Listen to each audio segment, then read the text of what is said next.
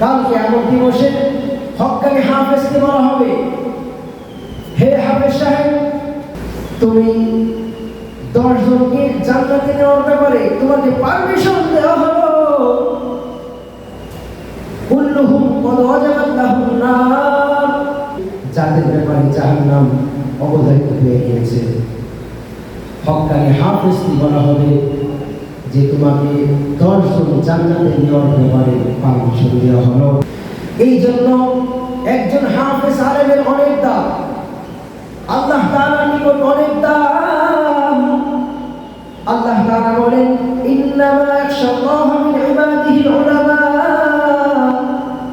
নিশ্চয়ই সমস্ত বান্দা বান্দীদের মধ্য হতে উলামায়ে কিরামগণ আমি আল্লাহকে বেশি ভয় করে। ইয়ারফা'ুল্লাহু আল্লাযীনা আমানু মিনকুম ওয়াল্লাযীনা উতুল ইলমা দারাজাত। আল্লাহ তাআলা বলেন, যারা ঈমানদার এবং যাদেরকে ইলম দান করা হয়েছে তাদের মর্যাদাকে আল্লাহ তাআলা সমুন্নত করেছেন, তাদের মর্যাদা সবার থেকে আলাদা।